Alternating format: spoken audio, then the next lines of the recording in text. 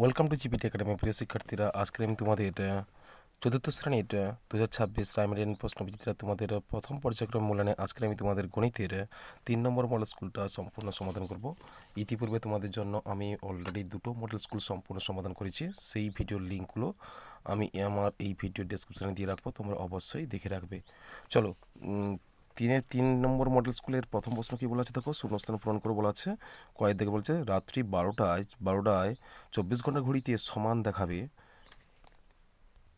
দেখাবে 0 0 হবে, অর্থাৎ ঠিক এইরকম। রাত্রি 12টা হলে ঠিক এইরকম দেখাবে, বুঝেছে? এরকম দেখাবে। চলো, রাত্রি 12টা 24 ঘন্টা ঘড়িতে এরকম দেখাবে, কিন্তু রাত্রি 12 ঘন্টা ঘড়িতে যদি হয় শুধু 12টা দেখাবে, বুঝেছে? কয়েক দাগের প্রশ্ন, কয়েক দাগের হয়েছে। কয়েক দাগের কী বলা হচ্ছে যে 1232 সংখ্যাটিতে দুইয়ের দুটি স্থানীয় মানের পার্থক্য বলা আছে। বলেছে দুইয়ের দুটি স্থানীয় মানের পার্থক্য হবে। পার্থক্য মানে জানি আমরা কি, বিয়োগ, অর্থাৎ 1232, এখানে দুটো দুই আছে দেখো, এই দুটো দুইয়ের পার্থক্য কি? প্রথম দুইটা যদি ধরি আমরা, প্রথম দুই হলে এর স্থানীয় মান কত হবে? এর স্থানীয় মান, প্রথম দুই এর স্থানীয় মান হবে কত? 200। আর দ্বিতীয় দুইয়ের স্থানীয় মান কত হবে? দ্বিতীয় দুইয়ের স্থানীয় মান কত হবে? 2 হবে। অর্থাৎ এদের যদি পার্থক্য মানে আমরা বিয়োগ করব, বিয়োগফল কত হবে? এবার আমরা 0 থেকে 2 বাদ যায় না, এক ধার করব, 10 থেকে 2 বাদ দিলে কত হবে? 8 হবে। এখানে অলরেডি 9 আছে, আমরা জানি 9 করতে 9, আর এখানে 1 আছে, 198। কত হলো? 198 হলো। তাহলে 1232 সংখ্যাটির মধ্যে দুটো দুই, প্রথম দুই আর দ্বিতীয় দুই, প্রথম দুই আর দ্বিতীয় দুইয়ের মধ্যে পার্থক্য মানে কি? আমরা বিয়োগ করব। প্রথম দুইয়ের স্থানীয় মান থেকে দ্বিতীয় দুইয়ের স্থানীয় মান আমরা বিয়োগ করব। বিয়োগ করলে কত হচ্ছে? 198, ঠিক আছে? চলো, পরের প্রশ্ন কী বলা আছে? পরের প্রশ্ন দেখো, গয়ের দাগের প্রশ্ন কী বলা আছে? গয়ের দাগের একের গ, লিপিয়ার ছাড়া ফেব্রুয়ারি মাসের দিন সংখ্যা কত হয়? লিপিয়ার ছাড়া ফেব্রুয়ারি মাসের দিন সংখ্যা হয় 28 হয়। লিপিয়ার বছরে ফেব্রুয়ারি মাস হয় 29 দিনে, কিন্তু লিপিয়ার ছাড়া অন্যান্য বছরের ফেব্রুয়ারি মাস কত দিনে হয়? 28 দিনে হয়, বুঝেছে? চলো, পরের প্রশ্ন দেখি আমরা। ঘয়ের দাগের ভাগশেষ সমান কি হয়? ড্যাশ বিয়োগ ড্যাশ গুণিতক ড্যাশ। ভাগশেষ বের করার নিয়ম হচ্ছে, আমরা জানি ভাজ্যের সঙ্গে ভাজ্যর সঙ্গে ভাজক আমরা কি করব? বিয়োগ করব। ভাজ্য থেকে ভাজক আমরা বিয়োগ করব। ভাজক বিয়োগ করার পর আর ভাগফল দিয়ে আমরা কি করব? গুণ করব। ভাগফল দিয়ে আমরা কি করব? গুণ করব, বুঝে গেছে? তাহলে ভাগশেষ ইকুয়ালস টু ভাজ্য বিয়োগ ভাজক গুণিতক ভাগফল। চলো, ওর থেকে প্রশ্ন কি বলেছে? এক বছরে কমপক্ষে ড্যাশটি রবিবার আছে। এক বছরে কমপক্ষে, এক বছর মানে কতগুলো সপ্তাহ হয় বলো তো? এক বছর সমান কত হবে? আমরা এক বছরকে যদি 7 দিয়ে ভাগ করি, সেক্ষেত্রে কতগুলো সপ্তাহ পাবো? এক বছর মানে কত দিন হচ্ছে? 365 দিন। 365কে যদি আমরা 7 দিয়ে ভাগ করি, তাহলে কতগুলো সপ্তাহ পাবো বের করতে পারবো। আর যতগুলো সপ্তাহ হলে আমরা ততগুলো রবিবার পাবো, তাই না? তাহলে এই ক্ষেত্রে কতগুলো পাবো আমরা? 365 মানে এক বছর, 365 দিন এক বছর হয়। তাহলে 365কে যদি আমরা 7 দিয়ে, মানে এক সপ্তাহ সমান 7 দিন, তাহলে 365কে যদি আমরা 7 দিয়ে ভাগ করি, তাহলে 7 5 কত হচ্ছে? 35। 7 5 35, 1 নামলো আর 5 নামলো, কত হবে? 7 দুগুণে কত হচ্ছে? 7 দুগুণে 14। তাহলে কতগুলো সপ্তাহ পাচ্ছি? 52টা সপ্তাহ পাচ্ছি। 52টি সপ্তাহ, 52টি সপ্তাহ। আর 52টি সপ্তাহ মানে প্রতি সপ্তাহে রবিবার একটা করে পাই আমরা। সপ্তাহ কত? 7টি হয়, তাহলে 7টি বারের মধ্যে রবিবার একটা করে থাকছে। তাহলে 52টি সপ্তাহের মধ্যে আমরা রবিবার কতগুলো পাবো? রবিবার 52টি পাবো। কতগুলো? রবিবার পাবো 52টি, ঠিক আছে? চলো, তাহলে এখানে উত্তর কত হবে? এক বছরে কমপক্ষে 52টি রবিবার পাবো। পরের প্রশ্ন কি বলা আছে দেখো। 6 দাগের প্রশ্ন বলা আছে যে 5 জনের গড় বয়স 5 বছর হলে তাদের বয়সের সমষ্টি কত হবে? যে 5 জনের গড় বয়স বলা আছে 5 বছর। 5 বছর তাদের বয়সের সমষ্টি। আমরা জানি বয়সের সমষ্টি বের করার নিয়ম হচ্ছে, বা বয়সের গড় বের করার নিয়ম হচ্ছে, যে 5 জনের বয়সের সমষ্টি আমরা লিখব 5 জনের বয়সের সমষ্টি। সমষ্টি মানে কি জানি আমরা? যোগ জানি, আর নিচে কতজন? 5 জন। 5 আর গড়, এদের গড় কত হলো? এর গড় বলা আছে 5 বছর বলা আছে গড়। এদের বয়সের গড় কত বলা আছে? 5 বছর। তাহলে এই 5 জনের বয়সের সমষ্টি কত হবে? বয়সের সমষ্টি 5 জনের বয়সের সমষ্টি আমরা বের করব। তাহলে 5-এর সঙ্গে 5 আমরা গুণ করে দেবো। তাহলে অতএব 5 জনের বয়সের সমষ্টি সমান 5 গুণিতক 5 সমান কত হবে? 5 5 25, 25 বছর। কত বছর হবে? 25 বছর। তাহলে আমরা অ্যান্সারটা লিখে দিতে পারি, কত হবে? 25 বছর হবে। পরের প্রশ্ন 6 থেকে দেখো, 10 থেকে 21 পর্যন্ত সংখ্যাগুলির মধ্যে এক সংখ্যাটি কতবার আছে? তাহলে 10 থেকে 21-এর মধ্যে 21 সংখ্যাটি 10 থেকে 21 পর্যন্ত সংখ্যাগুলির মধ্যে এক সংখ্যাটি কতবার আছে? তাহলে আমরা যদি 10 থেকে 21 পর্যন্ত লিখি, আমরা হাতেও হিসাব করতে পারি। আমি করে দেখাচ্ছি, চলো। 10 থেকে 21, 10, 11, 12, 13, 14, 15, 16, 17, 18, 19 আর 20 আর 21। দেখো 21, তাহলে কতবার পাচ্ছি দেখো? তাহলে এক কতবার পাচ্ছি এখানে? 10-এর এক একটা, তাহলে এক এখানে দুটো পাচ্ছি, 3টে, 4টা, 5, 6, 7, 8, 9, 10, 11 আর এক 12। কতবার পাচ্ছি আমরা? 12 বার পাচ্ছি, 12। তোমাদের সঠিক উত্তর কত হবে? 12। তাহলে 10 থেকে 21 পর্যন্ত আমরা জানি, 10 থেকে 21 পর্যন্ত কতগুলো হয়? 21 থেকে আচ্ছা 20 পর্যন্ত ধরি, 20 হবে না, 19 পর্যন্ত ধরি। তাহলে 10 থেকে 19 হলে কী হবে? তাহলে এখানে 10টা পাচ্ছি আর 11-র মধ্যে দুটো 2 পাচ্ছি, সুতরাং হচ্ছে 11, 11 আর বাকি 21, এক কত হচ্ছে? মোট 12। কেমন? তাহলে চলো, কত হচ্ছে? 10 থেকে 21 পর্যন্ত সংখ্যাগুলির এক সংখ্যাটি কতবার আছে? 12 বার আছে। চলো বর্গজ দেখো, 7, 5, 0, 5 অঙ্কগুলি দিয়ে 3 অঙ্ক বিশিষ্ট ড্যাশটি সংখ্যা গঠন করা যায়। তাহলে কতগুলো অঙ্ক তৈরি করা যাবে? আমরা প্রতিটা অঙ্ক যদি একবার করে করি, তাহলে কত হবে? তাহলে কতবার হবে? আমরা পাবো 4 বার পাবো।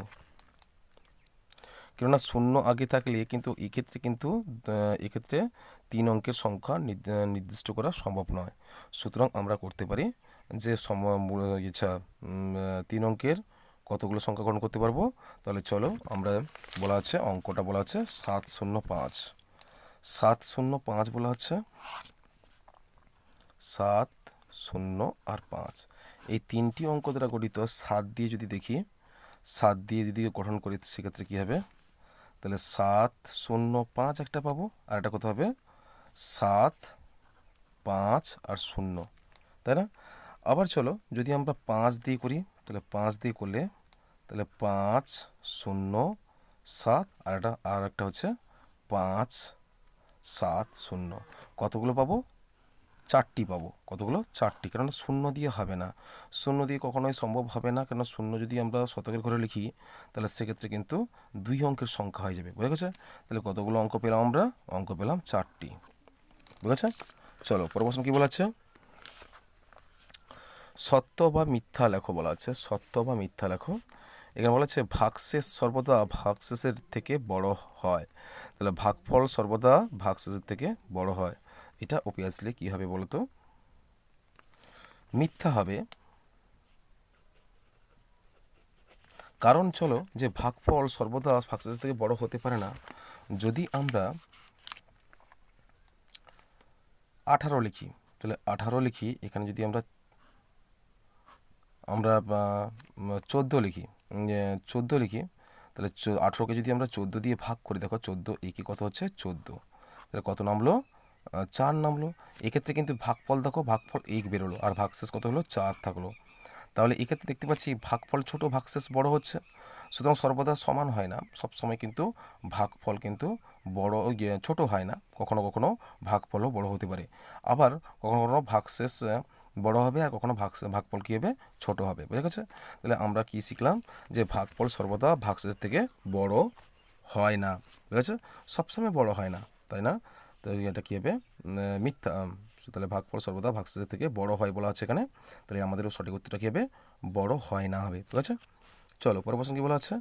পরের প্রশ্ন বলা হচ্ছে দেখো, ক্ষয়ের দাগের প্রশ্ন, গুণ্য ও গুণক স্থান পরিবর্তন করলে গুণফলের মানের পরিবর্তন হয় না, বা এটা হচ্ছে হয়।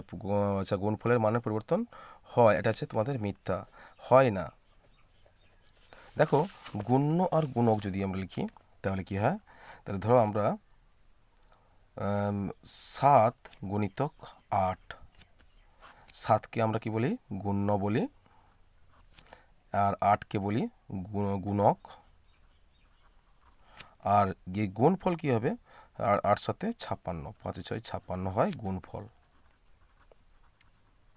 তাহলে এখানে দেখো, গুণ্য কত ছিল? গুণ্য 7 ছিল, আর গুণক কত ছিল? 8 ছিল। এদের স্থান পরিবর্তন করব, অর্থাৎ গুণকটা উপরে লিখবো, 8টা কী হবে? গুণক লিখবো, আর 7টা কিন্তু কী হবে? গুণ্য লিখবো। বোঝা গেছে? অ্যাকচুয়ালি এটা কিন্তু গুণ্য হবে 7, আমি গুণ্য করলাম। গুণ্য স্থান পরিবর্তন হয় না, প্রথমটা গুণ্য হয় আর পরেরটা কী হবে? গুণক হয়। প্রথমটা গুণ্য হয়, পরেরটা গুণক হয়। আমরা শুধু যদি সংখ্যাগুলো স্থান পরিবর্তন করি তাহলে সেক্ষেত্রে মানের কোনো পরিবর্তন হবে না, 8 সাথে 56 হয়ে যাবে। তাহলে গুণফল কত হলো? গুণফল 56 হলো। বুঝেছে? চলো পরের প্রশ্ন দেখি। পরের প্রশ্ন গয়ের দাগের প্রশ্ন বলা আছে, 2 গ, 3058 দ্বারা গঠিত 4 অঙ্কের ক্ষুদ্রতম সংখ্যাটি হলো 0358। কেননা 0 আগে হয় না, 0 আগে কোনো ভ্যালু থাকে না, 0 উঠে গেলে কী হবে? 358, 358 3 অঙ্কের সংখ্যা হয়ে গেলো। আমাদের বলা হয়েছে 4 অঙ্কের সংখ্যা, সুতরাং 4 অঙ্কের ক্ষুদ্রতম সংখ্যা নির্ণয়, 4 অঙ্ক বা যে কোনো 3 অঙ্ক, 4 অঙ্ক, 5 অঙ্ক যাই হোক না কেন, তার আগে 0 থাকলে সংখ্যার মান কি কমে যায়, এক্ষেত্রে কী হবে? মিথ্যা হবে। বুঝেছো? চলো পরের প্রশ্ন দেখি আমরা। ঘরের দিকে 3 অঙ্কের সংখ্যা আছে 990টি। তাহলে 3 অঙ্কের সংখ্যা 990টি, এটা কিন্তু মিথ্যা। 3 অঙ্কের সংখ্যা 990টি নেই, এটা অবভিয়াসলি কী হবে? তোমাদের মিথ্যা হবে। বুঝে গেছে? চলো পরের প্রশ্ন দেখি আমরা। 3-এর ক ঊর্ধ্বক্রমে সাজাও। এর মধ্যে বলা আছে দেখো, 1111, 1101, 1001, 1010, 1100। এর মধ্যে ঊর্ধ্বক্রম মানে কি? ছোট থেকে বড়। এর মধ্যে সব থেকে ছোট দেখো কোনটা হবে? 1001টা সব থেকে ছোট হবে, 1001টা সব থেকে ছোট হবে, 1001 ছোট হবে, লেস দেন যে দাও। তাহলে 1001-এর থেকে বড় কোনটা হবে? দেখতে পাচ্ছি আমরা 1010টা বড় হবে, 1010টা বড় হবে, 1010 বড় হবে। আর 1010-এর থেকে বড় কোনটা হবে? 1010-এর থেকে বড় হবে 1100, 1100, 1100।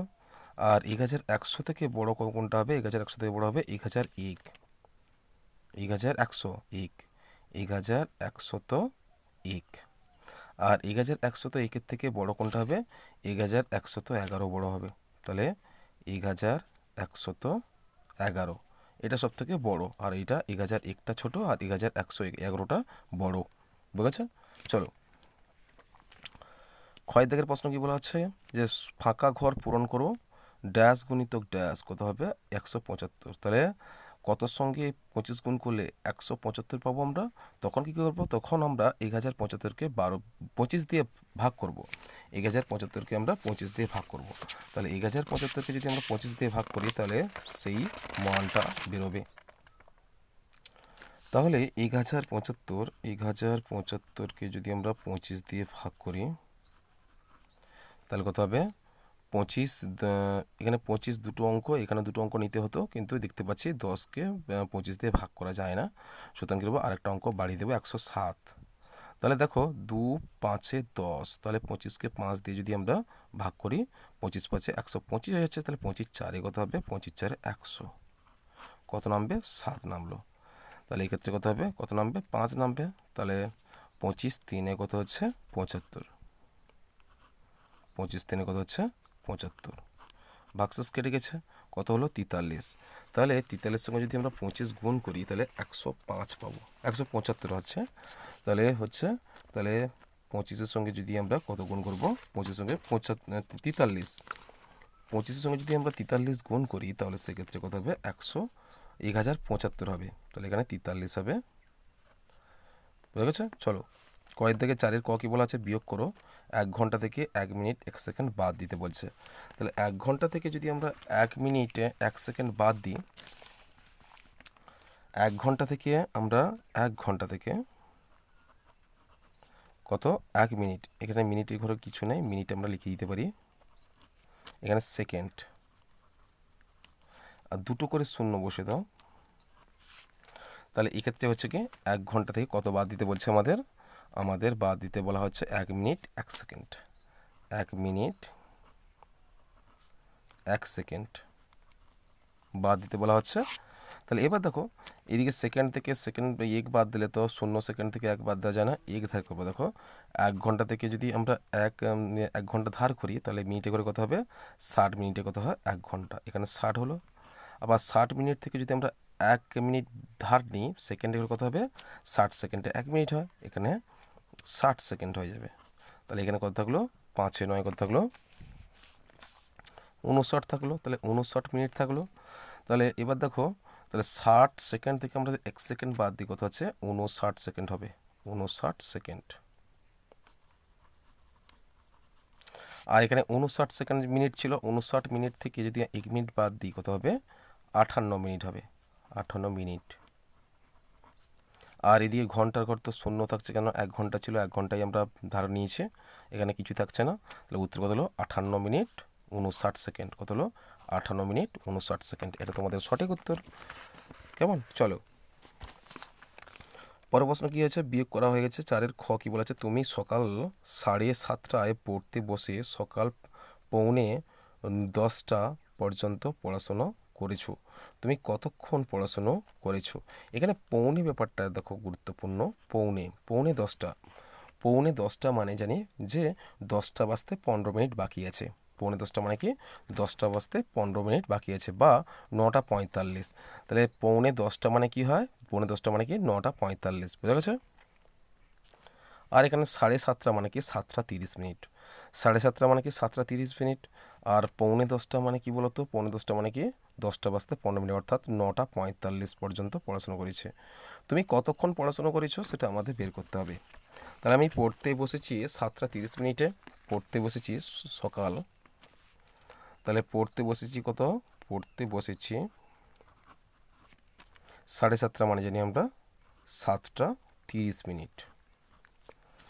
আর পড়তে বসেছি, আর শেষ করেছি কত, পড়া শেষ হয়েছে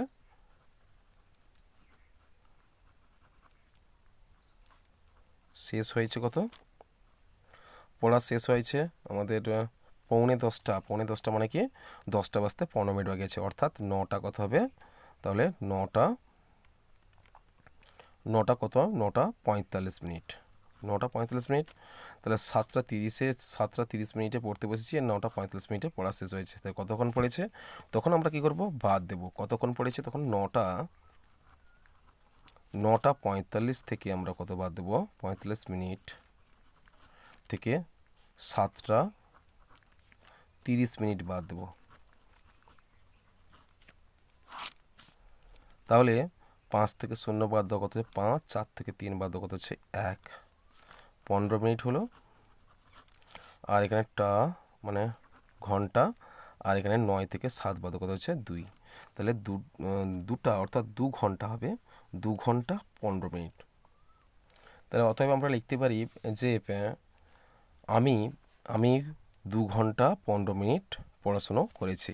তাহলে অতএব লিখতে পারি আমি, এখানে তুমি আছে, তুমি কখনো লিখবে না, আমি লিখবে, আমি 2 ঘন্টা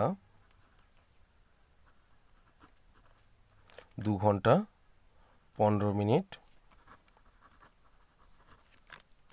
পড়াশোনা করেছি। তাহলে 2 ঘন্টা, এটা সংখ্যায় লিখবে, 2 ঘন্টা, আমি 2 ঘন্টা 15 মিনিট পড়াশুনো করেছি। পরের প্রশ্ন কী বলা আছে, দেখো পরের প্রশ্ন বলা আছে গয়ের দিকে 4-এর গ কী বলা আছে, 4-এর গ বলা আছে যে 2024 সালে 24শে ফেব্রুয়ারি থেকে 2রা মার্চ পর্যন্ত কত দিন হয়। তাহলে আমরা জানি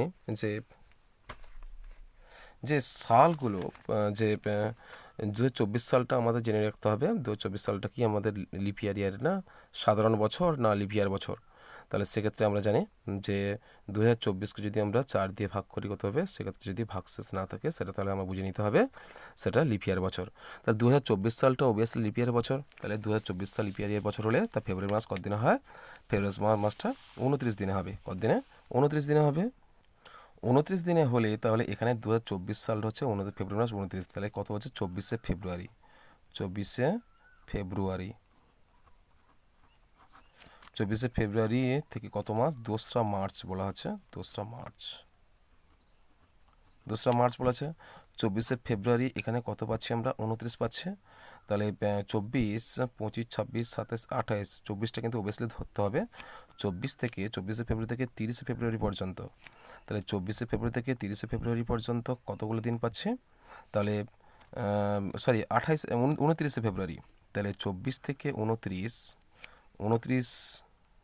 তারিখ পর্যন্ত কতগুলো পাচ্ছি তোমাদের দিন সংখ্যা পাচ্ছি কত হবে? 5টা পাচ্ছি।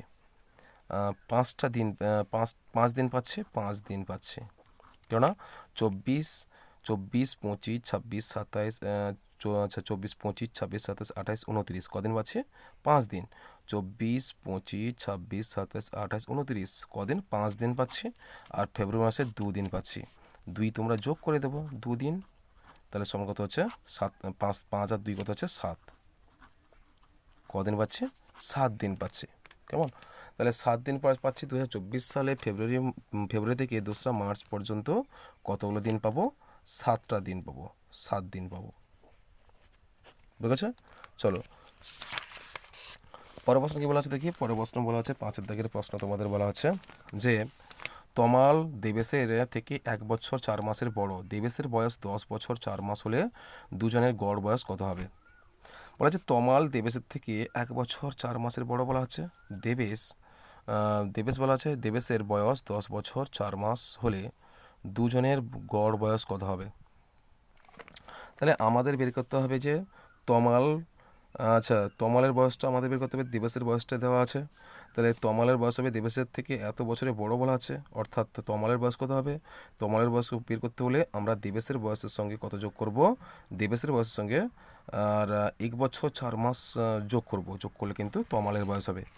তাহলে এখানে বলা হয়েছে দেবেশের বয়স কত বলা আছে?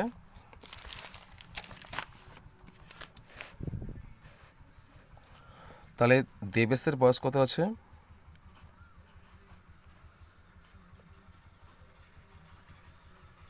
দেবেশের বয়স বলা হচ্ছে 10 বছর 4 মাস। দেবেশের বয়স এটা আছে। তাহলে তমাল দেবেশের থেকে কত বছরে বড়? 1 বছর 4 মাসের বড়। তাহলে আমরা যোগ করে দেব। তাহলে 1 বছর 4 মাস আমরা যোগ করব। তাহলে যোগ করলে কার বয়স বেরোবে? তাহলে তমালের বয়স বেরোবে। অতএব তমালের বয়স যোগ করব 4 4 কত হচ্ছে? 8 মাস বছর সমান 10 আর 1 কত হচ্ছে? 11। তাহলে 11 বছর 8 মাস কার বয়স? তমালের বয়স। তমালের বয়স বেরোলে কত হবে? 11 বছর 8 মাস। তাহলে এদের দুজনের বয়সের গড় বের করতে হলে কী করব? এদের দুজনের বয়সকে আমরা কী করব? যোগ করব। যোগ করে 2 দিয়ে ভাগ করে দেবো। তাহলে দুজনের বয়সের সমষ্টি কত হবে? অতএব দুজনের বয়সের সমষ্টি সমান কী করব আমরা? তাহলে তমালের বয়সের সঙ্গে দেবেশের বয়স যোগ করব। তাহলে 11 বছর 8 মাস আর আছে দেবেশের বয়স ছিল 10 বছর 4 মাস। তাহলে 8 4 12, তাহলে 12 মাস পাচ্ছি। 12 মাসে 1 বছর হয় জানি আমরা। আর এদিকে 11 আর 10 কত হচ্ছে? 11 আর 10 যোগ করলে কত হবে? 21 বছর হবে। 21 বছর 12 মাস আমরা কিন্তু এদিকে নিয়ে চলে আসবো। কী হচ্ছে? 22, আচ্ছা 12 মাসে 1 বছর হয় জানি আমরা। 21 বছর ছিল, কত বছর হবে? 22 বছর হয়ে যাবে। তার দুজনের বয়সের সমষ্টি কত পেলাম আমরা? দুজনের বয়সের সমষ্টি 22 বছর পেলাম। এবার গড় নির্ণয় করব, দুজনের বয়সের সমষ্টি বের করছি। অতএব দুজনের বয়সের গড় কত হবে, দুজনের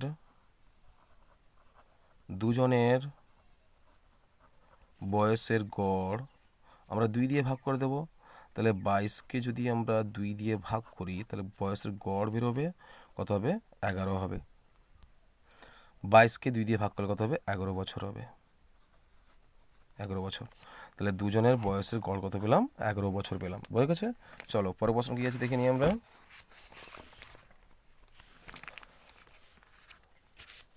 পরের প্রশ্ন বলা হচ্ছে, দেখো 5-এর খ, এক জোড়া কলার দাম 8 টাকা হলে 3 ডজন কলার দাম কত হবে?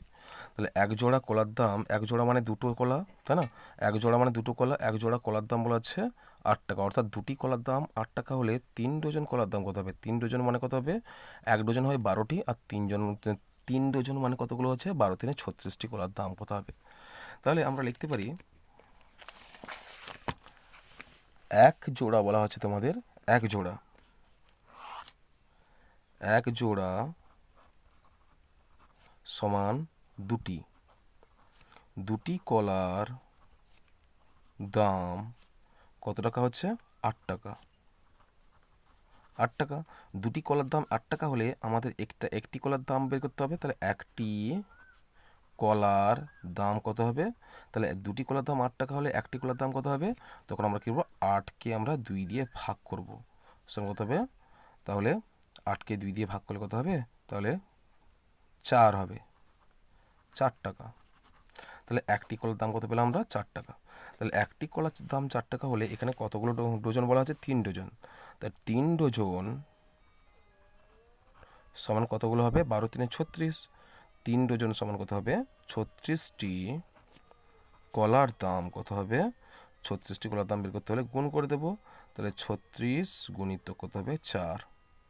তাহলে সমান 36কে যদি আমরা 4 দিয়ে গুণ করি তাহলে কত হবে, 6 4 24, 4 হাতে 2, 4 3 12, 13 14, 144টি ও 144 টাকা, 144 টাকা।